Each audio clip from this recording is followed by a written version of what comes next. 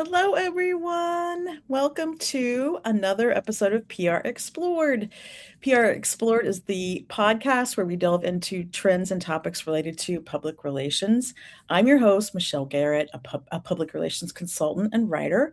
And my guest today is the amazing Marc Whitt. Oh, Yay! great being here, Michelle. Thank you. I'm so happy to have you. I know we have been, we've never really had a chance to talk like this, and I'm so excited to have you because I've been a fan and admirer, and I have your latest book right here. So I Here we go. This was not rehearsed. We both are admirers of one another's books, and this is a super, super book, Michelle. well, and I mean, you have three books, and I could read your very impressive bio, but I would love for you, if you wouldn't mind, to take a couple minutes and just tell us about you and your work and anything you want to share. And I'll put some links in the comments as we talk here, so people can find you and follow you and buy the books. Well, thank you very much. And again, appreciate this opportunity to be with you and those who are with us today and in the future, those who will be checking this out. I'm a native of Kentucky. I'm from over in eastern Kentucky, a small town, Paintsville, population of about 6,000. And my family, we all were together. My grandparents, cousins. Uh, that's why I was never ever able to marry a girl who was from my county because I was related to 99% of them. So, but it did wind up that my wife now of 40 years, she and her family moved to Paintsville, and she and I fell in love, and I got married there, and we've since been have three children, two girls and a boy, all of whom are now married, and we have four grand blessings, three girls and a boy, and so that life of being a grandparent, I'll tell you, it is awesome. And I used to always note those who were grandparents. I thought, gosh, all you do is show me photos of your grandchildren. And guess what, Michelle? I'm guilty now. There I am. So, but I've been in the public relations work now for 40 years. Gosh, I don't know where that has gone. When I say that, I feel like Daniel Boone. He and I crossed the Cumberland Gap together. Golly, 4 decades in this work, but it has been a wonderful journey, and I have spent most of that time in higher education work, and continue to be at a university and teach as well. So I'm a part-time instructor and teaching public relations to primarily seniors. I do get some juniors in my classes, but it's just been such a great journey. I've met so many incredible people and have been at so many incredible places that oftentimes I will think back to that kid growing up in Eastern Kentucky. I never could have imagined where PR would have taken me, and so I'm very, very blessed, and now blessed to finally get to be with you. So it's a terrific day. Well, you are a delight. You are always such a ray of sunshine, if I may say so. You are so I, positive. I quote you. Hey, hey, honey, can you hear me? And yes, I know you love being a grandpa because I've seen your adorable grandkids posted on social sometimes, so they're so cute. So They keep me humbled. So right? No, I mean, yeah, my kids are like, yeah, for sure. They're not little, but they it doesn't change. that's right. So and your students are so lucky to have you. That's amazing. I'll tell you, and that's very kind of you to say, but we've just started classes back this past week, and I always feel this way. And as I told them, that I feel like that I learn more from them perhaps than they even learn from me, because their world in many ways is very different from the world Mhm. that I had when I was in college. And uh, so it's really a wonderful mutual relationship that gets established in the classroom where I get to share with them things that I believe are important for them to know, and then they in turn share with me things that are very important to them, what's on their mind. So we do learn from one another. Hey, I tell you, Michelle, there is one thing you may not know about me. Not that this is going to rock the world, but I play trumpet. And Really?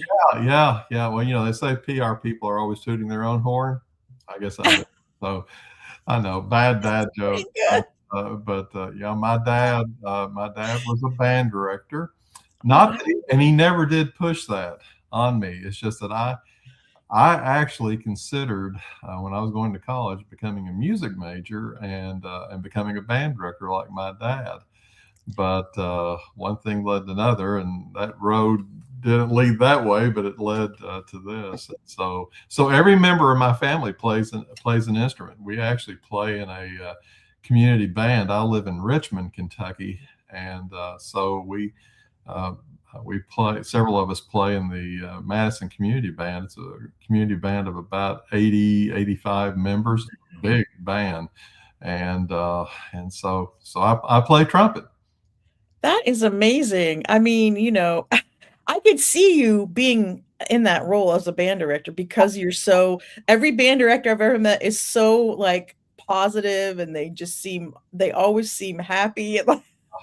It's kind of infectious, 'cause, yeah, I could see that, so And it provides good stress relief when needed. Not that PR, I know we're going to be talking a little bit about that later on, but not that PR has any stress. But every now and then, yes. it's good to be able to get that horn and just to let the day out. Yeah, no, PR isn't stressful. Well, like I said, I thank you for sharing because I'm so delighted to have you. And I know you have a very long and distinguished career, and a lot of people have a lot of respect for you, including me. And so I'm so glad that we're spending some time together today. Me too. And please follow Mark because he shares a lot of great wisdom on his social channels. And I think he would always be happy to engage and answer any questions or, because he is an educator at heart. So I am. But today we are talking about the subject of Mark's latest book, which is PR for nonprofit organizations. And I'm sure if you have any questions as we talk or anything that you want us to cover, please do post, share that, and we'll do our best to get to that as we talk today. Um, and so let's get started. Let's set the stage a little bit for people. Um, some people have never worked for a nonprofit. Now, I know a lot of us have. I have. I worked for, a public TV and radio station early in my career, and so I know about some of the challenges that come with those roles, but let's kind of talk through that, Sure. a little bit and just set the stage. What are some of the common challenges that PR and communications pros might face if they work for a nonprofit versus a for-profit? Yeah, that's an excellent question, Michelle. Thanks for asking. Well, first of all, public relations for me has never been just a job, it's been a calling. And for those of us who work in the nonprofit or higher ed space, the vast majority of us feel a true calling for what we do. I like to say we don't work at or work for an organization. Rather, we serve at or serve for. And there is a difference there. Mhm. Nonprofit organizations serve as the backbone of our communities when you think about it. I mean, from art organizations to healthcare. Mhm. Even now, we're seeing many newspapers that are now becoming nonprofit. And so, when you think about it, nonprofits really fill the gaps where government, business, and other private enterprise cannot always reach. So, it's very, very important. And those of us who are called to working in nonprofit PR and communications, we are drawn, I think almost naturally drawn, to a professional path that has been shaped by a desire to serve and uplift. With that said, yes, there are some challenges nonprofit PR folks often face. So, number one, which I think is often the most obvious, is financial constraints and fundraising struggles. And I'll talk a little bit about that here in just a second. And then the second one I would suggest would be lack of awareness and visibility. Mhm. And I had shared in my book that whenever you hear someone proudly say that they are the best kept secret, that is not a bragging point. That is not a bragging point, folks. And so, but that can be a challenge for many nonprofits. Another challenge is volunteer and staff recruitment, trying to find those people who are willing to give of themselves freely to the nonprofit. And then, last but not least, the occasional crisis or reputation management issues that do hit, that can and do hit nonprofits. But however, Michelle, there is some good news. There is some good news. There are strategic ways I believe the nonprofit PR pro can address each of these. First, PR professionals can craft compelling fundraising campaigns, develop strategic donor communications, and utilize storytelling to inspire giving. Secondly, PR can elevate an organization's profile through media relations, thought leadership, community relations, event planning, digital content strategies. So strong efforts there. And then third, a strong PR strategy can highlight the organization's mission and impact, attracting dedicated supporters and professionals. This can also lead to impacting fundraising efforts. So it's all tied together. And then lastly, a Mhm. proactive plan ensures preparedness for crises and helps maintain that much needed trust and credibility. Yeah, absolutely. I always found that, when I was in nonprofit PR, it was a constant churn with the fundraising. We were always working on, the fundraisers that, you hear on public, TV and radio. We were always kinda working on those, and that was just a ton of work, and that took a lot of effort just to try to bring in funds to keep, the programming, going and everything. So, there was little time for other initiatives, and you worked really hard, and you had a lot on your plate, of course, so it was a And good.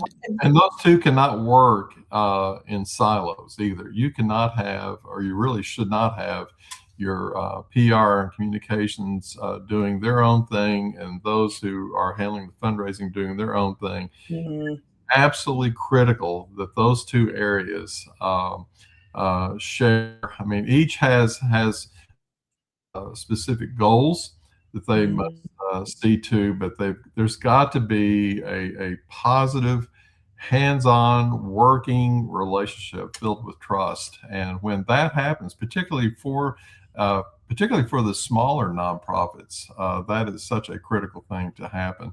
I heard a great story. If you have just a second, oh, yeah. I heard this has been ages ago, but there was a vice president. Well, there was a gentleman who was hired to be the vice president for development for a small liberal arts college in Virginia. And when he arrived and got to meet the staff, and over a while, I think a period like 6 weeks or so, he was noticing that his PR folks were over here doing this, and his fundraising folks were over here doing this, all of whom were great folks, ready to work and all, but they were still working, doing their own thing. And so one day, I guess inspiration hit him, and he decided to do something crazy. He walked in on a Monday morning and said, "Beginning today," he said, "Beginning today," and he turns to his PR folks. He said, "For the next 6 weeks, you all are responsible for fundraising." Then he turned to his fundraisers and he said, "For the next 6 weeks, you all are responsible for the PR efforts." And now I will say not everybody can obviously do that, but what was interesting was what he found was that after they went through that exercise for 6 weeks, at first Mhm. probably there was a lot of grumbling to begin with, but after that 6 weeks came up, they had done their Yeah. deal. They had grown into such a strong team in which they understood one another. They understood the languages, words, terminologies, and all were a little different, but yet they gained a greater appreciation for one another. So it can happen, and it should happen. And it sounds like a long time, but honestly, 6 weeks is like a drop on the bucket in order to get that kind of, synergy that they would have after that. And the It, silos, I mean, we can talk a little bit more about that, as we go, but I feel like that's an issue in every single PR communications, person's role. The silos just kill us sometimes. So, I like that you kind of talked about that, because it's important. it is. It is. So the next thing that I wanna chat a little bit about is integrity and ethics. Of course, they're important in any PR person's role, right? But when it comes to nonprofits, let's talk about, why it is so important. I think there are some factors there that are different. You know, Boy, I could spend the next several hours preaching on this, Michelle, and I know you as well. But integrity and ethics must always, not sometimes, not most of the time, but always must be job one for any of us in public relations, regardless of what we do or where we serve, whether we're a consultant, whether we work for an agency, whether we work for the corporate world, and in this case, what we're discussing today, the nonprofit world, integrity and ethics, job one. But it is especially true, as you noted, for those of us entrusted to be the stewards for nonprofit organizations that we represent. PR professionals serve as the bridge between organizations and their audiences. We shape narratives, we manage crises, and we build trust. If that trust is ever broken, whether through dishonesty, manipulation, or an unethical behavior, it is incredibly difficult to regain. I often tell my students that when you think about it, our character and integrity and the ethics that help to shape all that, that's really the only thing that we actually own in this life. We are responsible to ourselves for them. Mhm.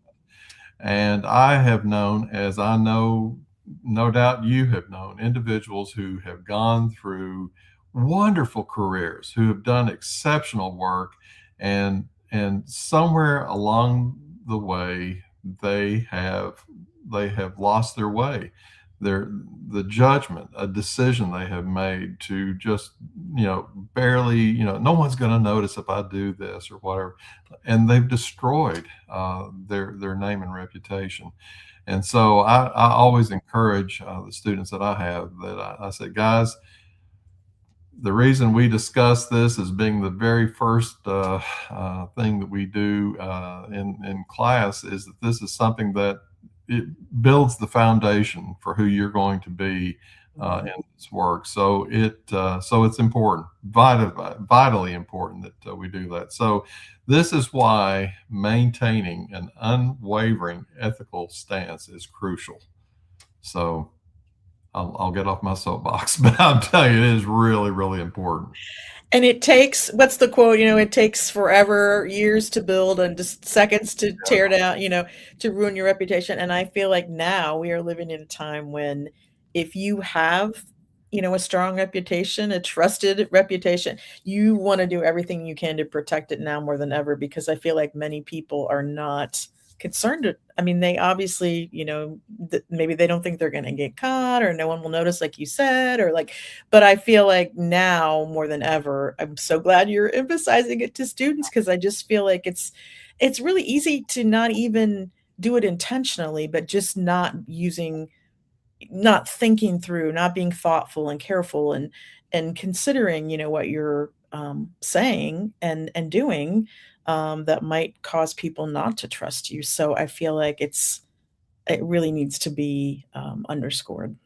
Yeah, and one other point I would like to make along this line is that whether you like it or not, if you're in public relations work, whether you're in the office or you're away from the office, you carry that with you no matter where you go. I mean, when I'm in the grocery store to pick up that gallon of milk, a lot of people who are used to seeing me representing the organization that I'm with, even though I'm being, Mark grocery shopper at that point, Mhm. their minds, they still see me as being Mark with, and that's true for any of us. Uh, I oftentimes tell people that it is vitally important that the mark that people are hearing and seeing in the boardroom or making presentations or developing strategy is the same Mark who is holding the hands of his grandchildren at the movie theater getting ready to walk in. I mean, you've got to be consistent Mhm. with your behavior, your actions, your deeds, and so Yeah. very important.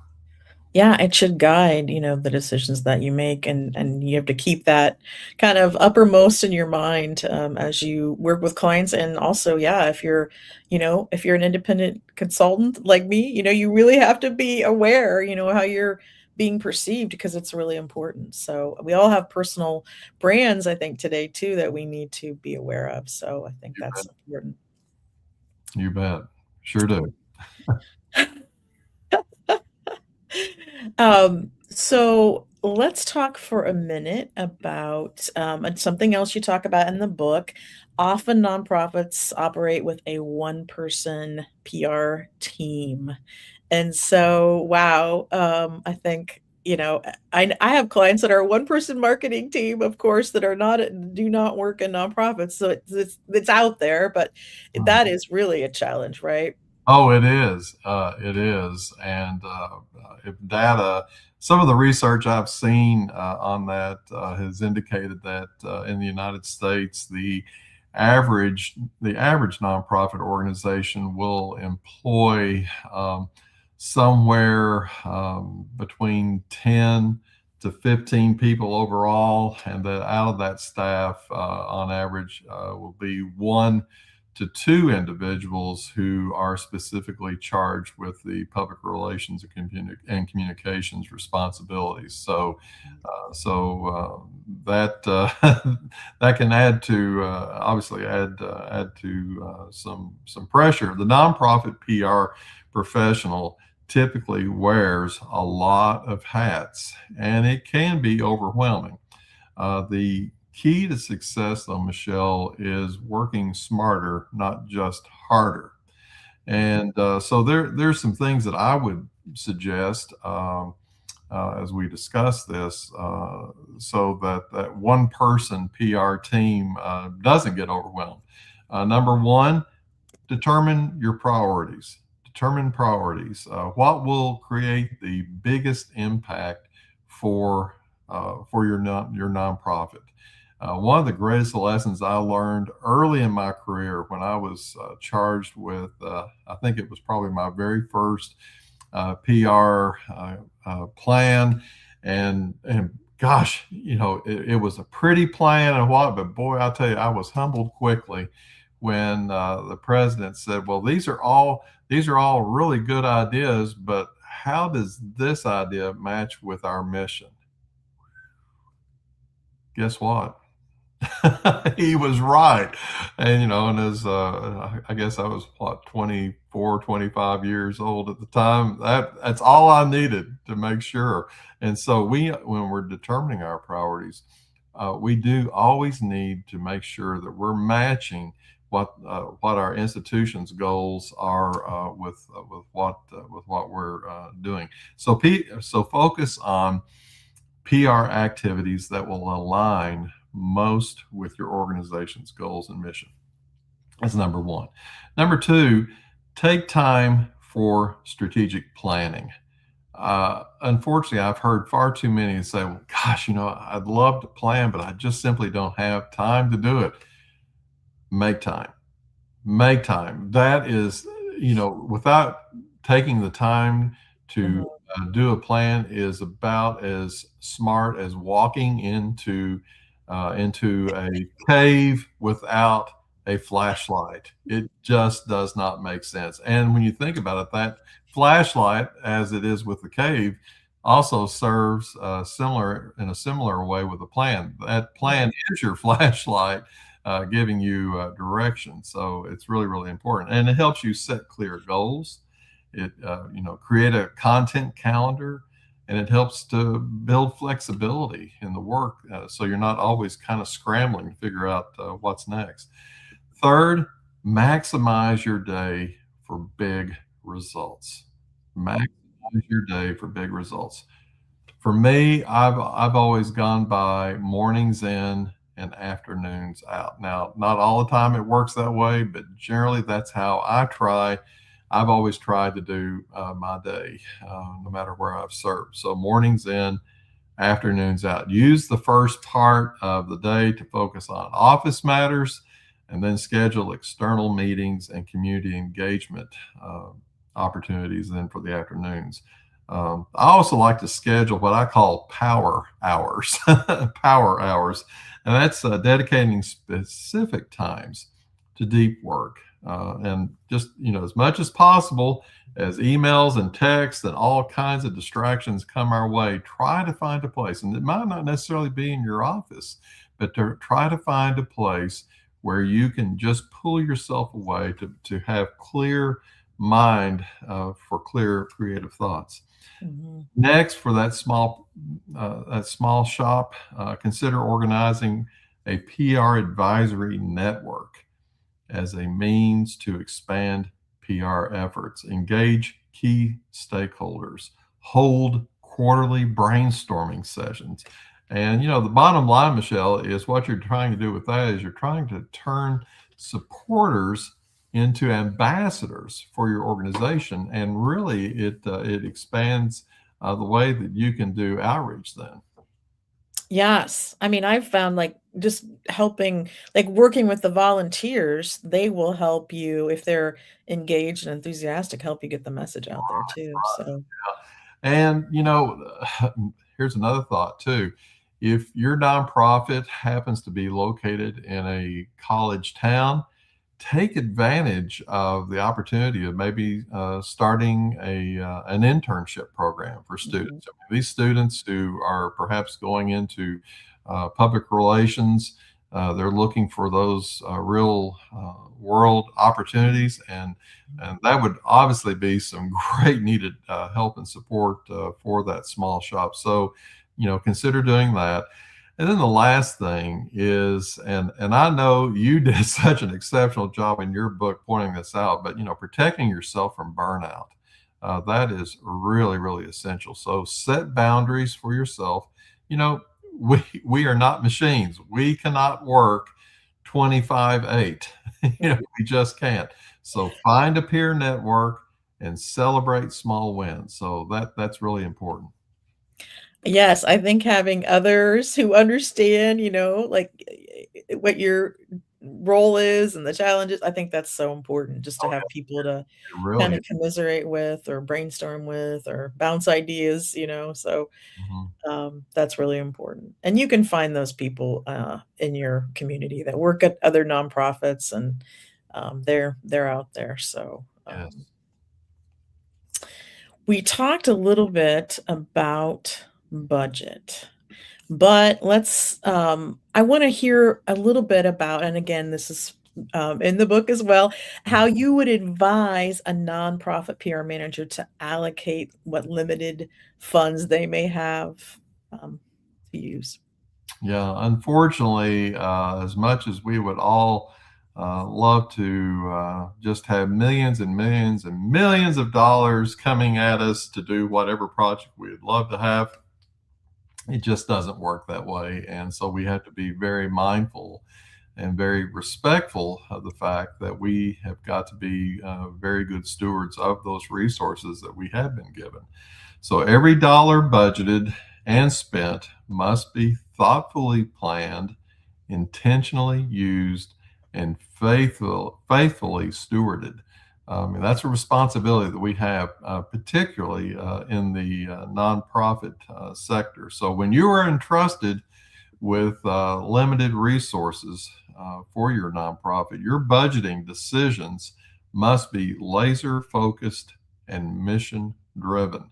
Smart, targeted budgeting isn't just a financial exercise, Michelle. It's a leadership responsibility, in my opinion. So to me, here's what's important: is don't spread funds thinly to cover every possible need. I know that sometimes folks will feel like, oh gosh, these are all so great, and I've got to, give a little bit of a sprinkling here and a little bit of sprinkling here.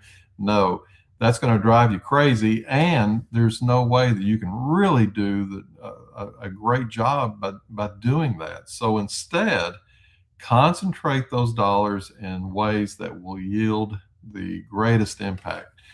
You Mhm. can't do it all, but Right. concentrate on what's going to have the greatest impact on your nonprofit's mission and its strategic goals, and then set your budget in a way that will help support that. Yes. Yes, and, obviously, if you have success with one tactic, maybe, you'll get additional funds to do more in the future, so double down on what works and kind of measure to see, what is really working, maybe what is not. I know it's hard to measure even in any PR role, but yeah.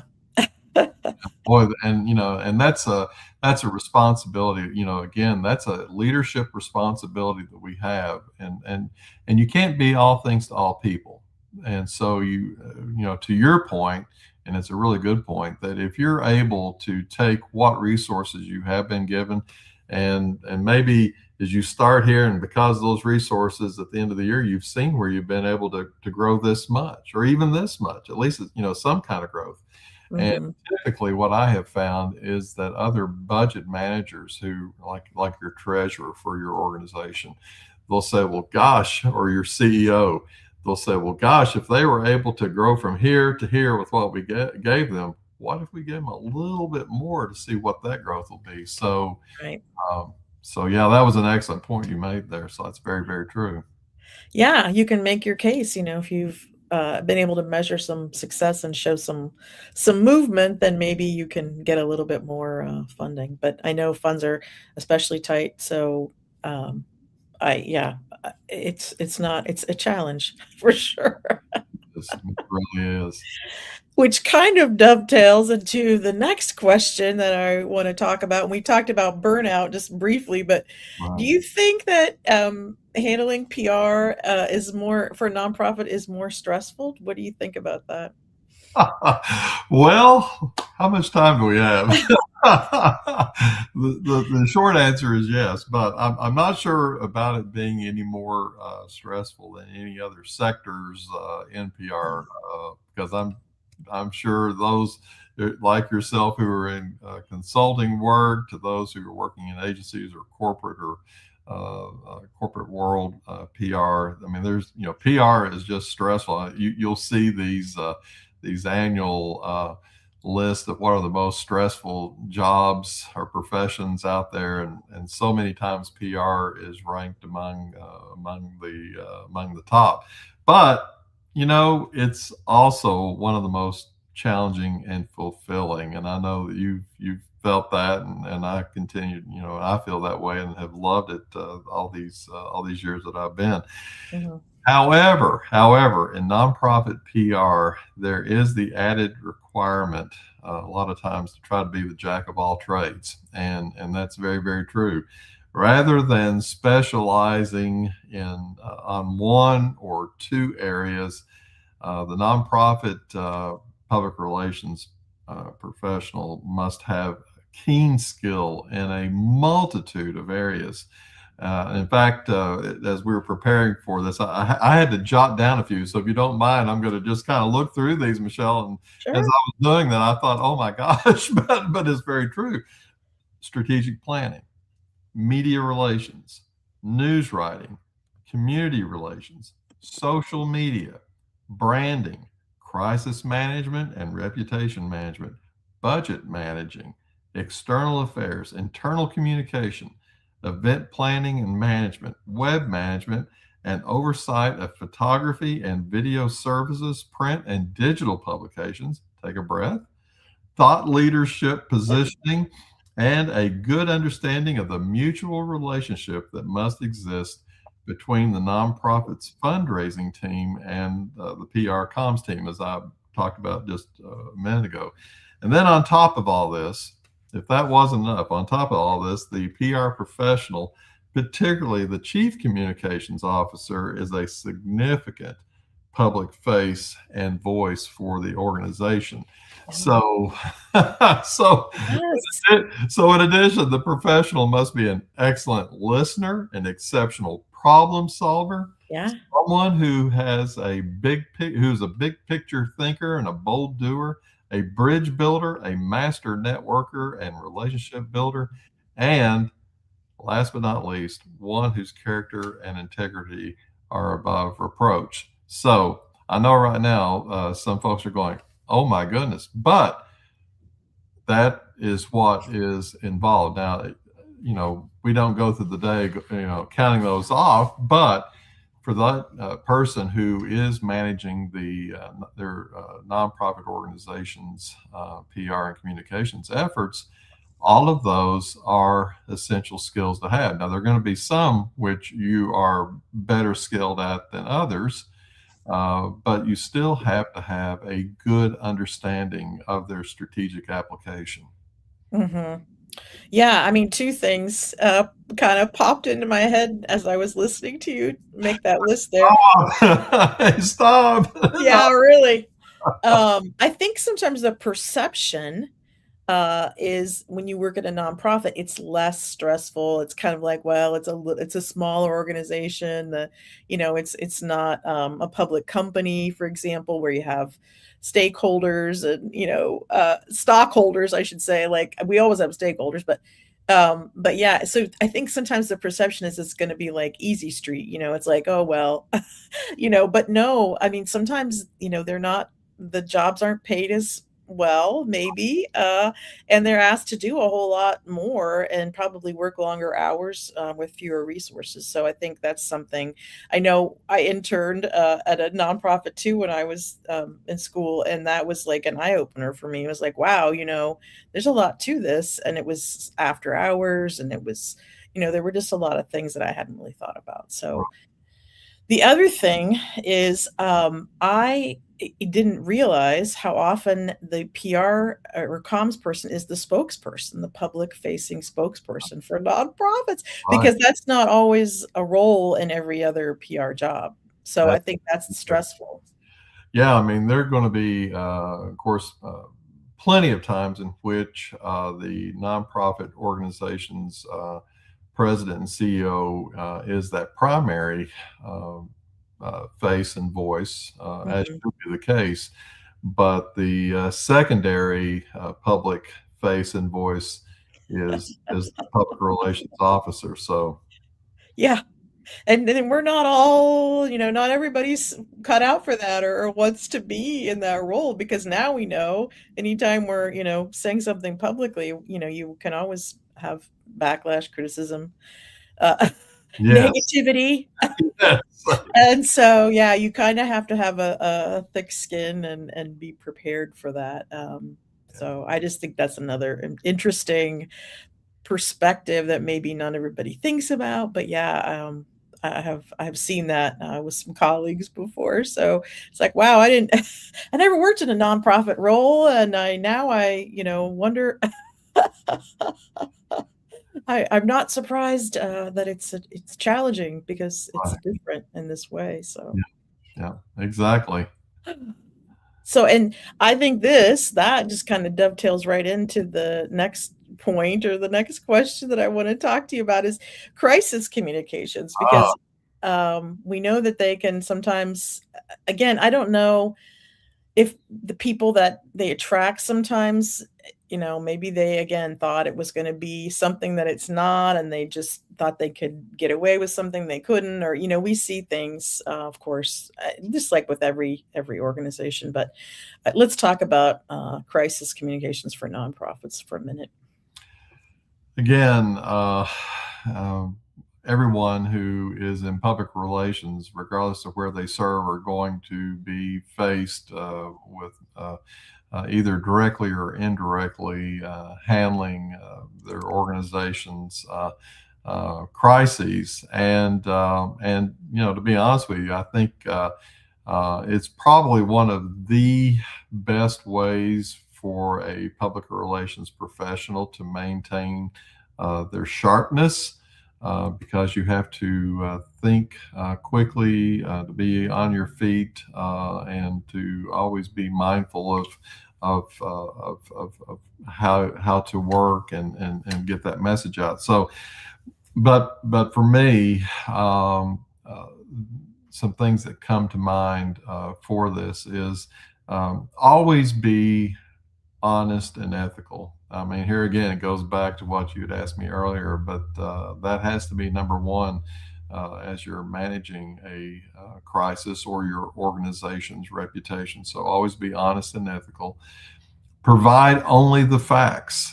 Provide only the facts. Don't try to make up something, because when you do, you're going to not only sink yourself, but you're going to potentially really damage your organization.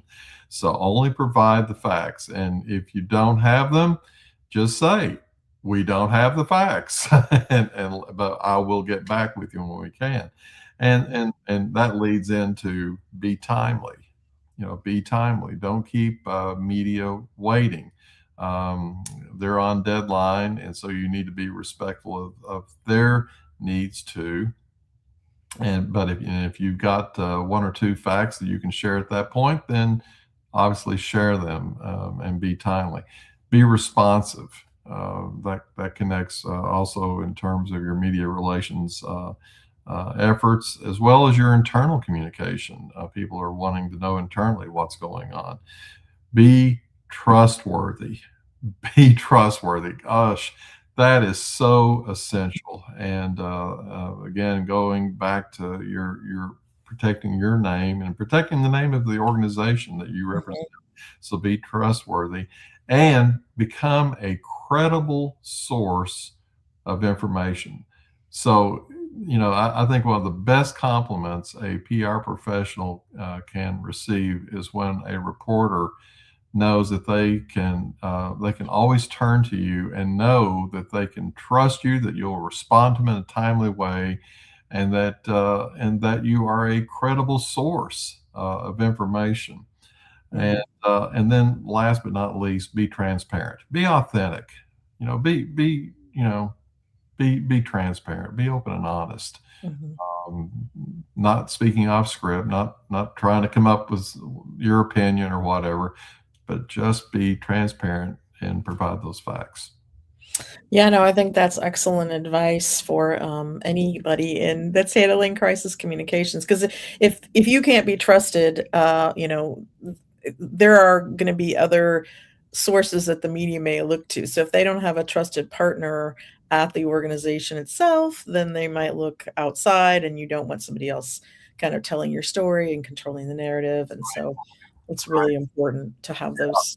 And it is far better that you be the one who can tell your organization's story or side versus somebody who's not even connected, and they're going to give their opinion, and their opinion is probably not the one you want.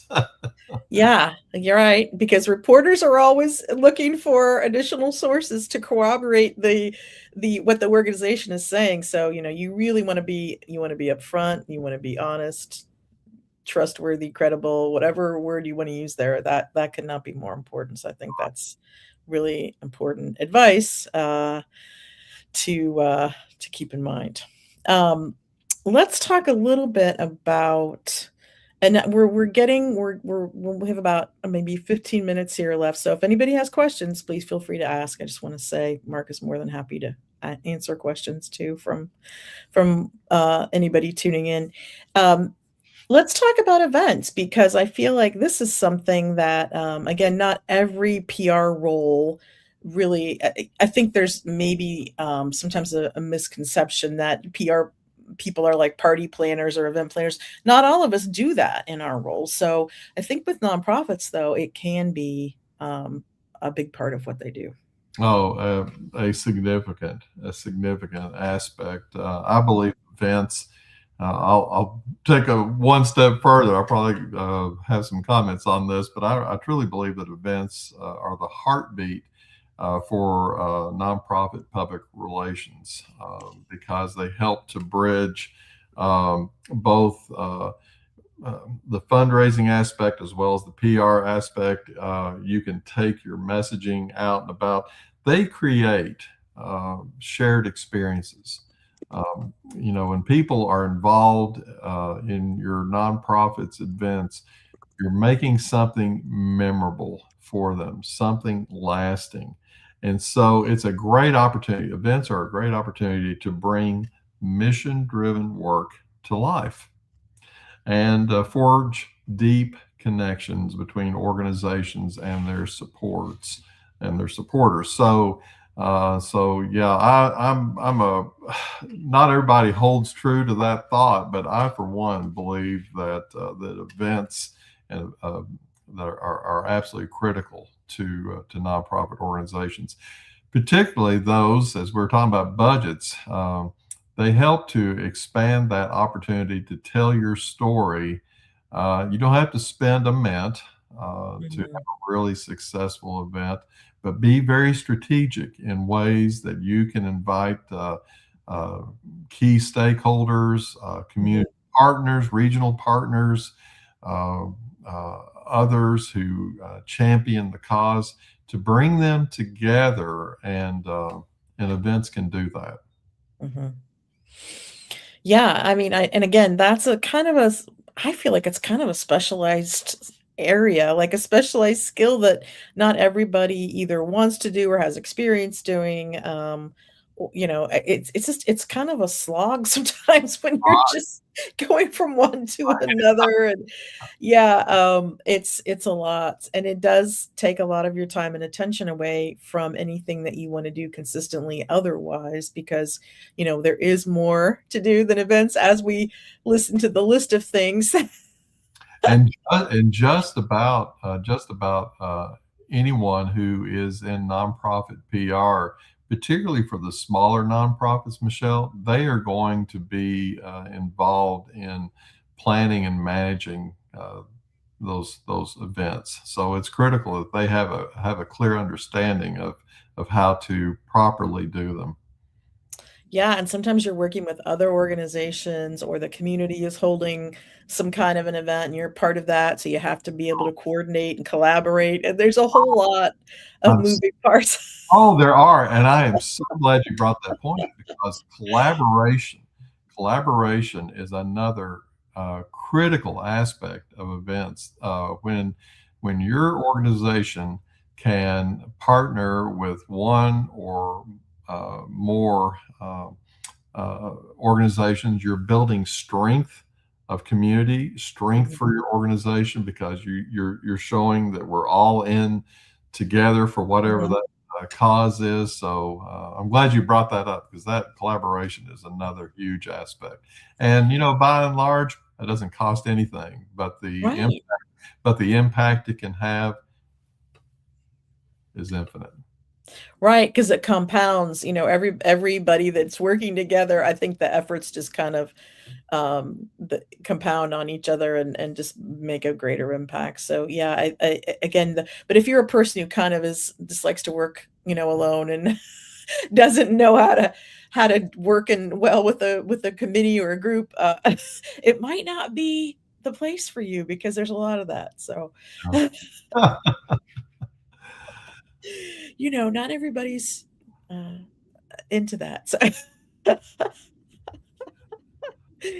um, so let's talk for a few minutes about the legal counsel and the PR practitioner at a nonprofit.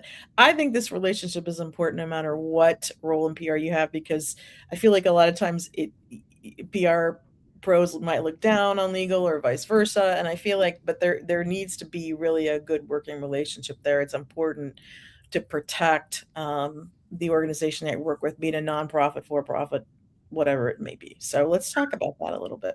Yeah, and I really appreciate you asking this question, because it is a critical relationship to have. Yeah. Legal counsel and PR bring two perspectives for one goal. And when you think about it, so a PR officer's role is to guide messaging, anticipate public perception, ensure the organization's reputation, that it remains strong, and doing so by abiding by ethical standards. So that's the PR. And then the legal counsel's job is to ensure compliance, mitigate risk, and uphold ethical and legal standards. So these responsibilities, while distinct, are just deeply intertwined, and to the point that you were making. So, in my book, Takeaways, I share hallmarks of what I believe are strong PR legal partnership, what that looks like. And so, number one is truth above all. Truth above all, and so you've got to come together where both the PR professional and the legal counsel, they're always going to come together with the appreciation for wherever we go. Truth has got to be above all. So that's number one. Number two is there's got to be a shared commitment to the organization's commitment. Um, I've yet to find where either of those parties don't agree on that, but we need to be mindful that we come at it with a shared commitment to the organization's mission. Number three, timely communication. Timely communication. This sometimes gets to be where the rub can happen between a PR professional and the legal counsel, um, where the PR professional understanding that the reporters have time deadlines, and they've got to get something out. You'll also find where maybe legal counsel will say, "Well, we don't need to respond, until whenever, we can delay Mhm. that." And so that sometimes gets to be where the rub is, and that's why it's imperative that I'm not saying you have to go out and grab a burger and a shake together, but it is important that there be some time away from the crisis at hand. Mhm. You just sit over. I believe in the power of a cup of coffee. I really do, Michelle, and where you can talk about this or that. Not You're not dealing with a crisis at the moment, but just being able to talk about views that you have, and you start developing a mutual respect for each other. And so when that crisis does happen, you're able to lean into that relationship that has Mhm. already been established, and then that timely communication issue then in my opinion, is lessened, and there's greater appreciation for one another's role and when communication needs to happen. Uh, and that leads to the next: confidence in one another. Confidence in one another. The legal counsel has got to be able to have full confidence that that PR professional who is on the other side of the boardroom table is highly qualified, brings wisdom, has done their homework. Um, uh, Mhm. their voice is so important, and so they're going to have that respect. PR professional, likewise, they can look across that boardroom table and they know full well that any legal advice that they are being given is spot on, and that when you pull that both together, then the organization, the bottom line is the organization wins. And then that wraps up with just simply respect for each other's expertise. That is so important, to have respect for each other's expertise. And so when those one, two, three, four, when those five um, aspects are met, the Mhm. nonprofit organization, between the legal counsel and the PR professional um, who is the chief communications officer for the nonprofit, then the nonprofit organization wins. The president and CEO who has to lean on these two individuals can do so with confidence that he or she is getting sound counsel. And I think, it all does boil down to respect because I remember when I was, a younger PR pro, newer in my career, I just remember that the legal department got a bad, you know, people didn't talk very favorably about him. And I think it was more about timing than anything else because we were trying to get out with whatever we wanted to get out, but we had to go through legal and that just slowed us down. Well, first of all, you need to plan to have legal involved so that you don't run into that. And secondly, it's they're trying to protect the organization, and that should be really in our best interest as well. So we're really working toward the same goal, a shared goal, as you mentioned. So I feel like just having respect first of all, and then yeah, building that relationship can really benefit both and the organization, obviously. So again, nonprofit or not, don't look away. Don't don't forget your legal team because if you do, they're gonna find you anyway. But really Well said. Good counsel there. it really is a much better situation if you plan to get them involved and find out what is the timeline, what how long would this take to get approved to say, and maybe we can't say certain things, maybe they're again, if it's said publicly it can be come back if there's some kind of legal action or anything. So I understand, like, now that I have worked with more attorneys, I understand what they're trying to do. But yeah, I think that's I'm sure your students would hopefully take that to heart because it's really easy to just kind of gloss over, I think. It But really is. It really is. well, is there anything else that you want to share as we kind of get ready to wind up here? Well, I would end with this: to enjoy the journey. It's just so important that even on those days that are crazy, uh, really reflect on just how blessed you are to be in the position that you've been called to do and to serve. Um, Gosh, all of us who serve in this capacity are so blessed and most fortunate to be able to not only represent our organizations, but to be able to give back to a public eager for the services that we offer. And so, here again, Michelle, looking over, through my career, how grateful I am to just so many people who have mentored me and who have led me along the way, and you know, you get to a certain age that you become the mentor, whereas once upon a time you were the mentee, and so that's a responsibility too that I always encourage those who have been in the work for a number of years to be mindful of that, Mhm. uh, to be, and I think most are, to freely give of themselves to those who are up and coming in our profession, and uh, and so enjoy that journey from beginning to end.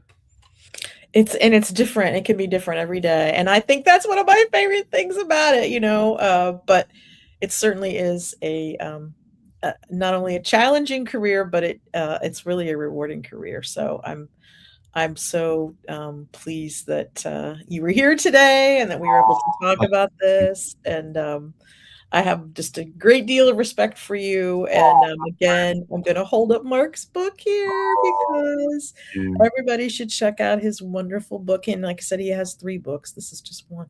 So Thank which you. I take my hat off just for I guess I was just crazy. I don't know.